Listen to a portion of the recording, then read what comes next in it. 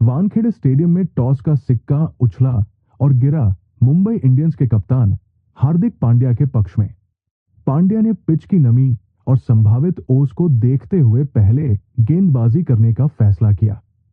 ये एक रणनीतिक निर्णय था जिसका फायदा उनकी टीम को आगे चलकर मिला। चेन्नई सुपर किंग्स की पारी की शुरुआत करने उतरे युवा बल्लेबाज शेख रशीद और अनुभवी रचिन रविंद्र। दोनों पर जिम्मेदारी थी टीम को एक ठोस शुरुआत दिलाने की। मुंबई इंडियंस के कप्तान हार्दिक पांड्या ने पहला ओवर अपने सबसे भरोसेमंद तेज गेंदबाज दीपक चाहर को सौंपा। चाहर अपनी स्विंग गेंदबाजी के लिए जाने जाते हैं और उनसे उम्मीद थी कि वो शुरुआती विकेट निकालकर चेन्नई पर दबाव बनाएंगे।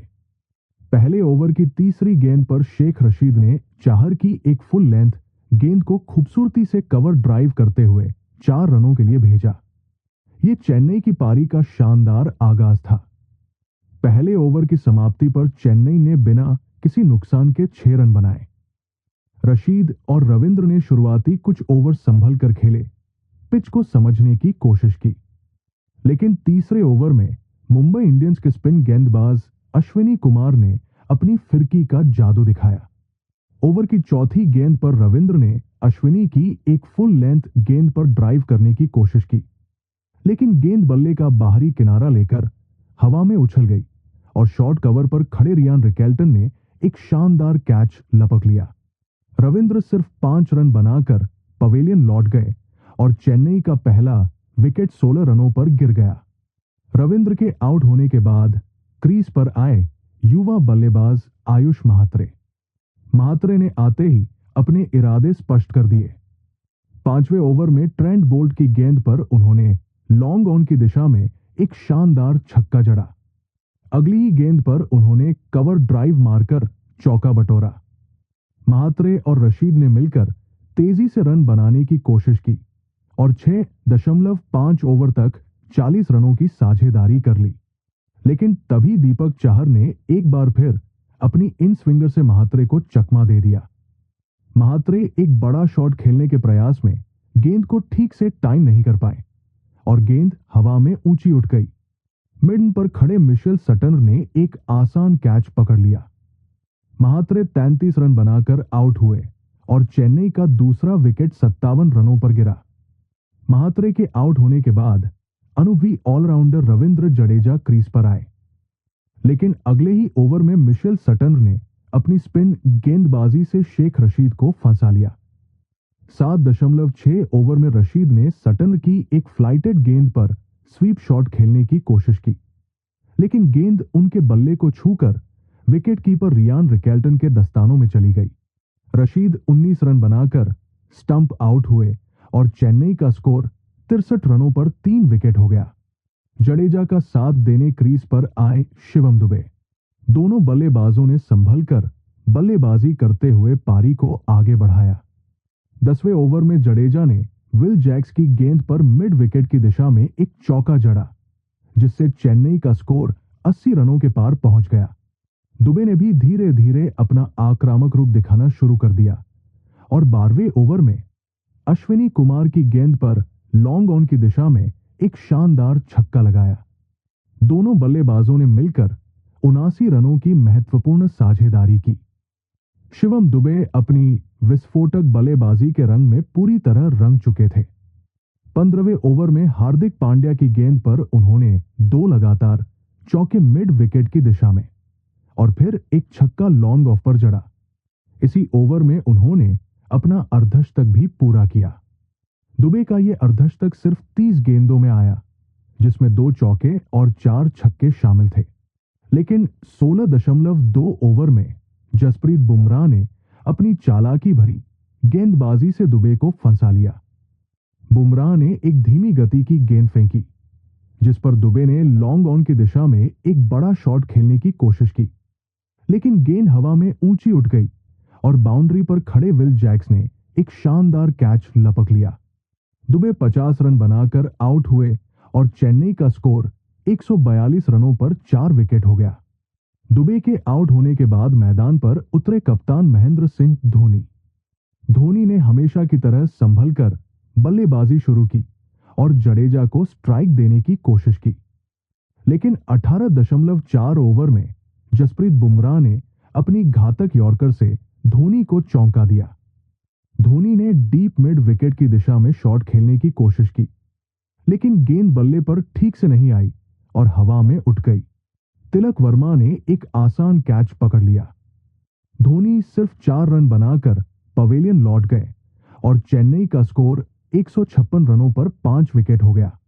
आखिरी ओवरों में रविंद्र जडेजा ने जिम्मेदारी संभाली और युवा बल्लेबाज जेमी ओवर्टन के साथ मिलकर तेजी से रन बटोरे।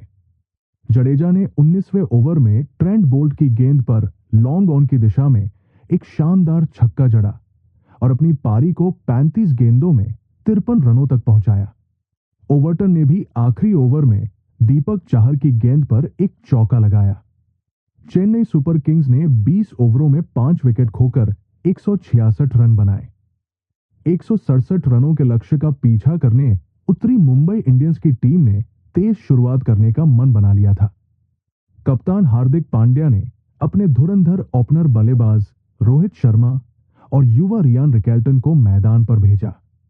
चेन्नई सुपर किंग्स के तेज गेंदबाज खलील अहमद ने पहला ओवर फेंका। रोहित शर्मा ने अपनी क्लास दिखाते हुए तीसरी गेंद पर एक खूबसूरत कवर ड्राइव लगाया और 4 रन बटोरे। इस शानदार चौके के साथ रोहित ने मुंबई की पारी का आगाज 4 रनों से किया। रियान रिकेल्टन ने भी आत्मविश्वास के साथ बल्लेबाजी शुरू की और पहले ओवर की आखिरी गेंद पर एक सिंगल लिया। पहले ओवर में मुंबई ने 7 रन बनाए। रोहित और रिकेल्टन ने अगले कुछ ओवरों में ताबड़तोड़ अंदाज में बल्लेबाजी की। तीसरे ओवर में रिकेल्टन ने जेमी ओवर्टन की गेंद पर लॉन्ग ऑन की दिशा में एक शानदार छक्का जड़ा, जिससे वानखेड़े के दर्शकों का जोश दोगुना हो गया। 5वें ओवर में रोहित शर्मा ने रविचंद्रन अश्विन की गेंद पर मिड विकेट की दिशा में एक और चौका लगाया। पावर प्ले के 6 ओवरों में मुंबई इंडियंस ने बिना किसी नुकसान के 62 रन बना लिए थे। रोहित 38 रन और रिकेल्टन 24 रन बनाकर क्रीज पर थे। दोनों के बीच 63 रनों की साझेदारी हो चुकी थी, लेकिन तभी 6.4 ओवर में रविंद्र जडेजा ने अपनी फिरकी का जादू दिखाया। रिकेल्टन उनकी गेंद पर एक बड़ा शॉट खेलने की कोशिश कर रहे थे, लेकिन गेंद बल्ले का बाहरी किनारा लेकर हवा में उछल गई और शॉट थर्ड मैन पर खड़े आयुष महात्रे ने एक शानदार कैच लपक लिया। रिकेल्टन 24 रन बनाकर आउट हुए और चेन्नई को पहली सफलता मिली। रिकेल्टन के आउट होने के बाद क्रीज पर आए सूर्य कुमार यादव। सूर्य ने आते ही अपने 360 डिग्री शॉट्स का जलवा दिखाना शुरू कर दिया। 7वें ओवर में नूर अहमद की गेंद पर सूर्य ने स्कूप शॉट मारकर 4 रन बटोरे। रोहित और सूर्य ने मिलकर आक्रामक रुख अपनाया और 10वें ओवर तक स्कोर को 100 रनों के पार पहुंचा दिया। रोहित शर्मा ने अपनी शानदार बल्लेबाजी का प्रदर्शन जारी रखते हुए 11वें ओवर में नूर अहमद की गेंद पर 2 लगातार चौके लॉन्ग ऑन पर और फिर एक कवर ड्राइव चौका जड़ा। इसी ओवर में उन्होंने अपना अर्धशतक भी पूरा किया। रोहित का ये अर्धशतक 35 गेंदों में आया, जिसमें 4 चौके और 4 छक्के शामिल थे। सूर्य कुमार यादव ने भी रनों की गति को कम नहीं होने दिया।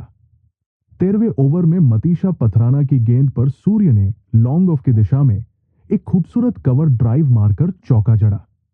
सूर्य ने अपनी पारी में 6 चौके और 5 छक्के लगाए। उन्होंने सिर्फ 30 गेंदों में 68 रनों की नाबाद तूफानी पारी खेली। उनकी इस विस्फोटक बल्लेबाजी ने चेन्नई के गेंदबाजों को पूरी तरह से बेदम कर दिया। रोहित और सूर्य ने मिलकर 114 रनों की अविजित साझेदारी की। इस साझेदारी में रोहित ने 45 गेंदों में 76 रन बनाए और अंत में 15.4वें ओवर में सूर्य कुमार यादव ने मतीशा पथराना की गेंद पर विजयी रन लिया और मुंबई इंडियंस ने 167 रनों का लक्ष्य सिर्फ 1 विकेट खोकर हासिल कर लिया। मुंबई ने यह मुकाबला 9 विकेट से अपने नाम किया। यह था आईपीएल 2025 के 38वें मुकाबले का रोमांचक अंत, जहां मुंबई इंडियंस ने अपनी विस्फोटक बल्लेबाजी और शानदार रणनीति से चेन्नई सुपर किंग्स को करारी शिकस्त दी। 177 रनों के लक्ष्य का पीछा करते हुए मुंबई की टीम कभी भी दबाव में नहीं दिखी। रोहित शर्मा की 76 रनों की और सूर्य कुमार यादव की 68 रनों की नाबाद पारियों ने इस जीत की नींव रखी।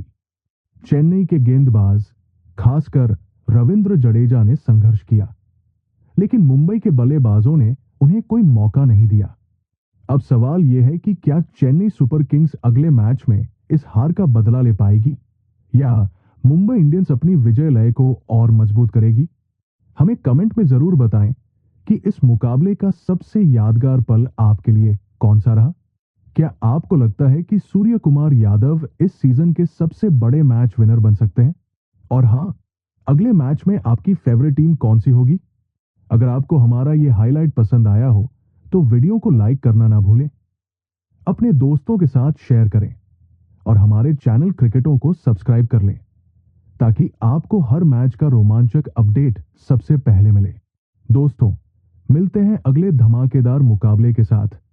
तब तक के लिए नमस्ते और अपना ख्याल रखिए।